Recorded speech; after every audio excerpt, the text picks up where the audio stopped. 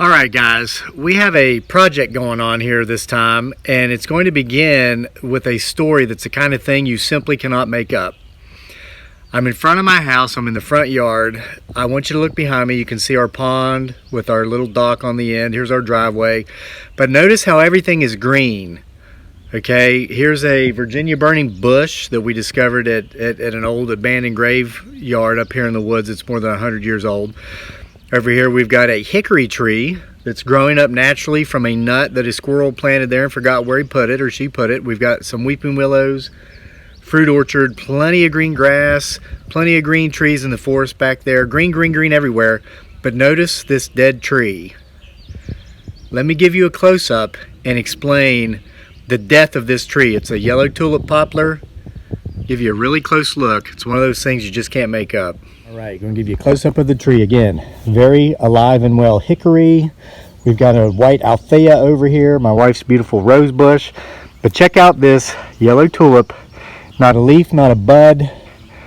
It died about a year ago. We tried to give it a chance. We tried to give it hope. We let it stay another year. Nothing happened. It's so dead and so dry, it's actually splitting and cracking up the middle. Look at that, all the way up the length of the tree. Now let me tell you the story behind this tree and the reason I believe for its untimely death. And of course I couldn't come this close to my pond without giving you a nice shot of my spoiled fish. Look at them following me. I'm sidestepping and they're following me. These fish are as spoiled as my kid and my wife. They see me, they know potentially food's close by. Look at this, all the way down the pond. You guys are gonna have to wait. I got a story to tell. I'll come back and feed you later. So I'm going to tell you the amazing story of this tree from up here at the spot where we're going to be putting the tree. I'm going to cut the tree down, the dead tree. Oh. Okay, so we're going to go up here and I'm going to tell you the story about this tree and what's so special about this tree. We're going to be placing the log that we get from this tree after we take it down and delimb it up here in this meadow, this part of the meadow, for a very particular reason. This tree gave to us in life. We're going to see if it can give to us again in death. It's an amazing story. I'm going to turn the phone off and sneak up here, and I'm going to turn it back on when we get there because we're looking for something in particular. Maybe we'll be able to get it on camera, but I can't.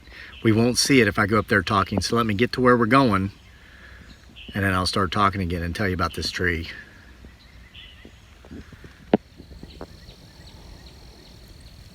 Guys, there's one right down here. It's an indigo bunting. There it is. An indigo bunting. Not a rare bird species, but a species rarely seen because of their elusivity, their elusiveness. I may have just made up a word again, but it's okay. Elusivity, probably not a word. Elusiveness is. Watch closely.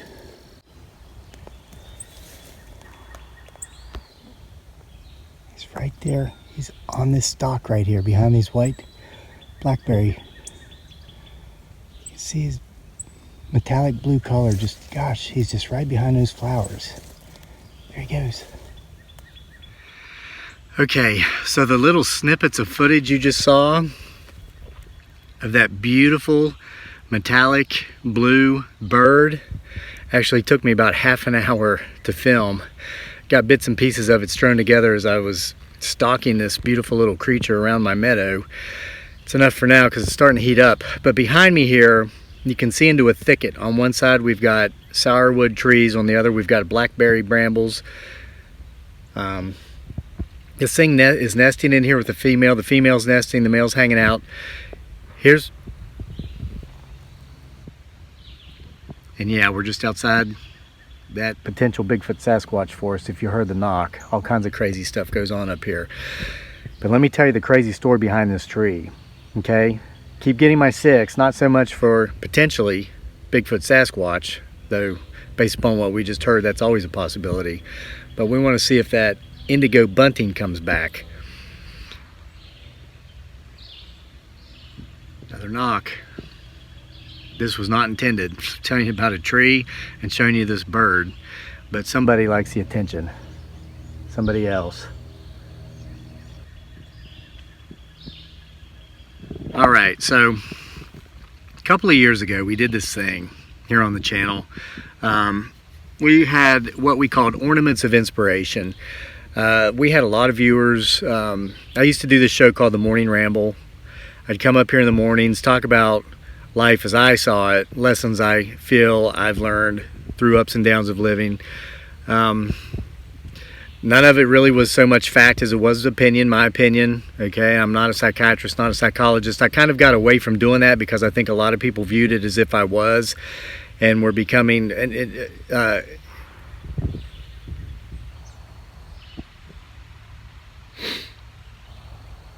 wow, as I looked back from that to kind of see that very loud bang got my attention, I just noticed something I never saw before.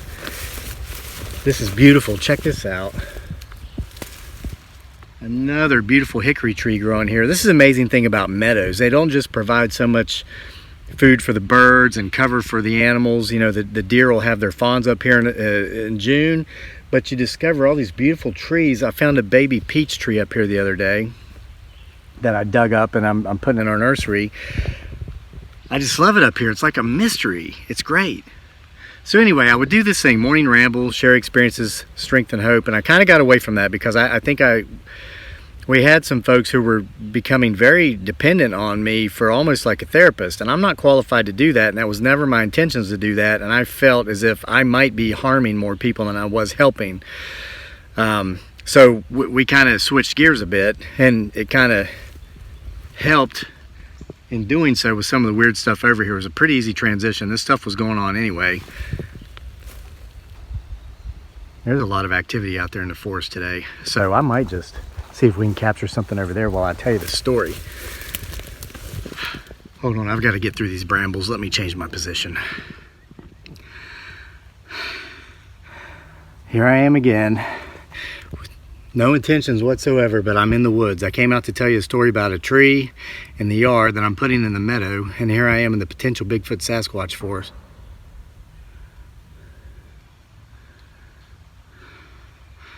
Keep getting my 6. So anyway, this is a lot of those folks that used to watch our channel are like, why don't you do homesteading videos anymore?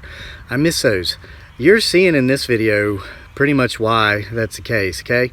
Got away from the morning rambles because I was afraid I might have been harming more people than doing any sort of good, because I'm not qualified to give what a lot of folks were coming for. But also, you know, it's kind of hard to make videos about trees and shrubs and bushes and vegetables and chickens when you got these things up here constantly coming out at you, trying to steal the attention and, you know, eating your chickens and your vegetables and all these things. It's more important to try to figure out how to live with these things in a coexisting type way. And we're getting there. Keep getting my 6. Okay, so anyway, when I was doing those morning rambles and we were doing the ornaments of inspiration, we were hanging crayons up on some bushes and trees out in the meadow. We were dedicating the crayons to folks who'd been through some hard times, but who overcame. Not you know, something that and I've been caught up in it myself, this professional victimhood, the mindset or idea that, you know, once you've been victimized, you will remain a victim your entire life. Look, it's not what happens to us that's nearly as important as how we react to what happens to us. Bad things happen to good people and good things happen to bad people. It's called life. Stuff happens. You can let it destroy you. You can let it become you, and that's your cross to bear the rest of your life, woe is me. Or you can let it challenge you, and you can rise to the challenge, and you can overcome it, and you can move forward and live a happy, fulfilled life. So that's what we've been doing, and we've been doing it through actions rather than just words with the videos we've made since going forward. Now,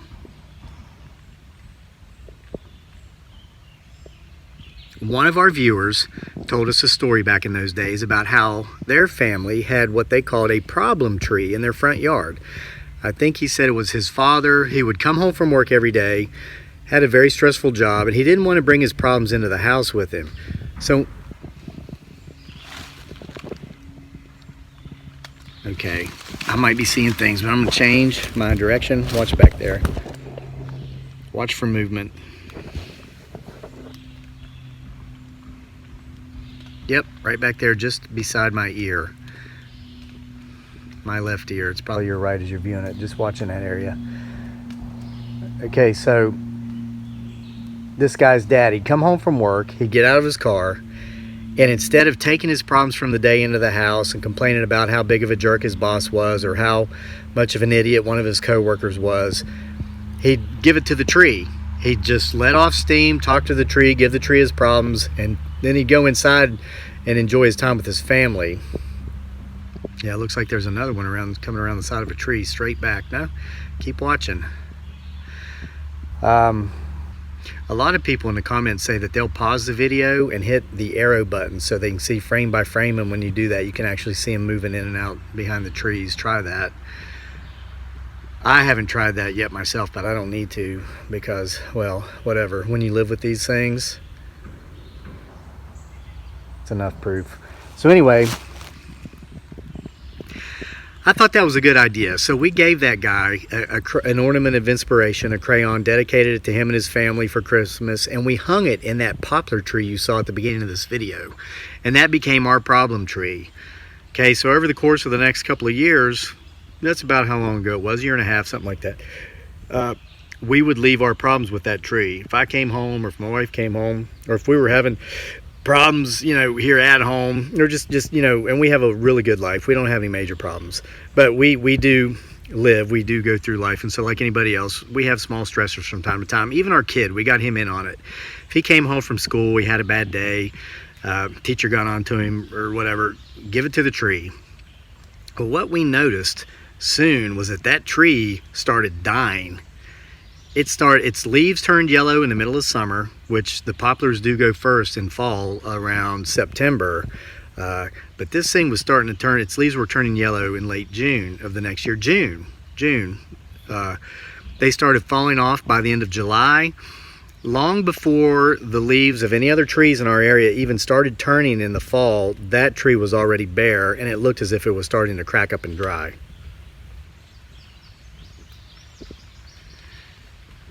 So anyway, we thought, well, let's give it another year. Something just happened. It was an odd year, but okay, there's no wind right now. There's no breeze, and it rained last night, and there's water dripping from the tops of the trees above me, but nowhere else.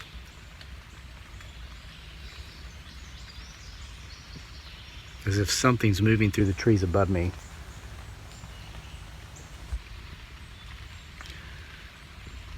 So anyway, we said let's give it next year, which of course is this year. So spring came, the buds came on all the other trees, the buds came on the poplars. The rest of our poplars they're fully leaved right now. It's post middle May right now, middle of May. All the leaves are on the trees. The oaks are still coming out. They always come out last. Well, in the walnuts. The walnuts are interesting trees. They're the last to leave for the leaves to come out, but they're the first to fall off. It's because they spend a lot of energy making those nuts. They can't be concerned so much with leaves. They've got to produce that nut. So anyway, the tree's dead. The tree's dead. You know, and you hear about how negative thoughts, always being, you know, resentful, bitter, hateful, angry, cynical. These things actually can cause health problems. They can kill you. Well, we took our, you know, minor resentments. We've gotten past any major resentments, or we would have never made it to this point in life. You can't walk around resenting the past, fearing the future, or you'll never enjoy the present. So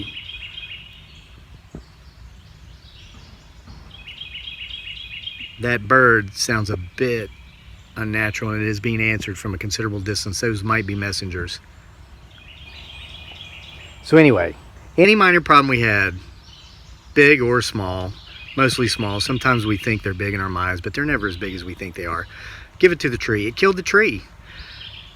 Is that supernatural? Is it paranormal? Is it mystical? I don't know. But that's the kind of story you can't make up. We exclusively picked that tree out exclusively to be our problem tree. Put the crayon on the tree. And what's funny is the crayon in the middle of winter melted around the string we put it on. And I almost made a video about that, but I thought, nah, But how do you explain a crayon melting in the middle of winter? We're in Zone 7, Central Virginia. Temperatures are just above freezing to below freezing all winter, and it melted. And now the tree's dead. So here's what we're doing with the tree. I'm cutting it down with the chainsaw. I'm delimbing it. We're going to take the pole from that tree. We're going to bury that pole very sturdily in the meadow I showed you earlier, where that indigo bunting is nesting. And by the way, that's one of three bird species I've seen just in the last 3 days for the first time ever. We are taking these as good omens. So the tree, I plan on cutting it down and using it as firewood, but I thought, why would I do that? This tree gave us so much in life. It took away our problems, and instead of those problems and the negative emotions and energies associated with harboring those problems internally affecting us, they killed the tree. So let's take the tree down now and allow it to continue to give to us in death as it did in life. We're going to put it out here. It's probably going to be about 10 feet tall post. Put it in that meadow. Then on top of that post, I'm going to hang bird feeders. I wanted to put a bird feeder out here to draw in these rarely seen birds so we can get them on video better than we've been doing here lately. But I needed something tall enough to keep the bears away from the feeder. And those sourwoods there around the thicket are only about 7 or 8 feet tall. They're soft limbs, soft trunks. The bears could pull those right down. So by using this, the problem tree in death, as much as we used it in life, we can still get it to give. It's like a giving tree. All trees are giving tree if you know what they're willing to give. So I'm going to get that done today, cut it down, put it up there, and we'll make some videos about that. Try to draw in some of these birds like we've been seeing around here, like the rose-breasted grosbeak or grosbeak, however you pronounce it. We've got a brown thrasher hanging out and nesting in the area. They, by the way, sing more songs than any bird in North America. They know over 1,100 different songs that they sing. The indigo bunting, of course. We had recently a scarlet tanager. So we're going to put this feeder up here on the post of the giving tree, or of the problem tree, and just see what happens. So thanks for joining me for another story. Strange but true, the kind you cannot make up. But those of you who have been following this channel for a long time know this. You probably remember when we made the video about that tree. You can go through our catalog of videos. We have like almost 1,000 of them now. It's in there somewhere, where we dedicated that tree and that crayon to the guy that gave us that idea. Now here we are, a year and a half later. The tree, after taking our problems, is completely dead. It's amazing. Guys, if you've got resentments, if you've got anger, if you've got guilt you've been carrying around needlessly, if you've got jealousy, if you're bitter, if you're jaded, if you're cynical, get rid of it. Get rid of it. That tree was healthy, it's dead.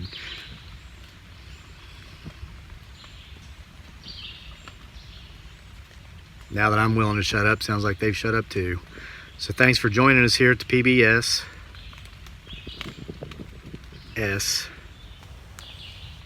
The Potential Bigfoot Sasquatch. There they are. Show. See you next time. Make sure to go watch my wife's new channel, Life with Dearly. You'll get some cooking and homesteading stuff there because she's afraid to come up here in the woods with me.